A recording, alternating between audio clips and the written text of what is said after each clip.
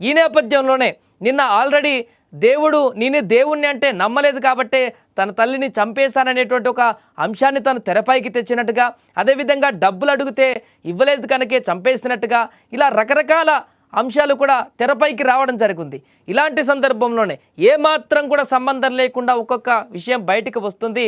యశ్వంత్ తాజాగా తన తల్లి గుర్తుకు వస్తుంది అనేటువంటి ఒక సెంటిమెంట్ని అక్కడ పోలీసుల ముందు అక్కడ రాజేస్తున్నట్టుగా కనపడుతుంది. ఈ అంశం ఇప్పుడు అక్కడ కొంతమంది ద్వారా బయటకు వచ్చినట్టుగా తెలుస్తుంది. అయితే యశ్వంత్ చేస్తున్నటువంటి ఈ డ్రామాను నమ్మే పరిస్థితి లేదు. యశ్వంత్ పూర్తిగా ఒక క్రూరమైనటువంటి చర్యకు పాల్పడ్డాడు. ఒక సైకోగా బిహేవ్ చేస్తూ సొంత తల్లినే అక్కడ ఈ రకంగా హత్య చేసినటువంటి ఘటనను మనం చూసాం. అలాగే అటు యశ్వంత్ అదేవిధంగా చనిపోయినటువంటి లక్ష్మీదేవి బంధువులు కూడా నేను మాట్లాడడం జరిగింది. యశ్వంత్ ఎప్పుడు కూడా తన తల్లిని కన్న తల్లిగా భావించలేదు. తను ఎప్పుడు కూడా దురుసుగా ప్రవర్తించేవాడు.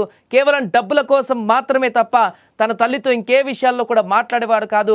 అదేవిధంగా పూర్తిగా డిమాండ్తో, పూర్తిగా తన తల్లి మీద కమాండ్ డిమాండ్తోనే మాట్లాడేవాడే తప్ప పూర్తిగా గౌరవం లేకుండా, ప్రేమ లేకుండా ప్రవర్తించేవాడే తప్ప ఎప్పుడు కూడా కన్న తల్లి అనేటువంటి విషయాన్ని కూడా దృష్టిలో పెట్టుకోలేదంటూ కూడా ఆ యొక్క బంధువులు కూడా వెల్లడించడం జరిగింది.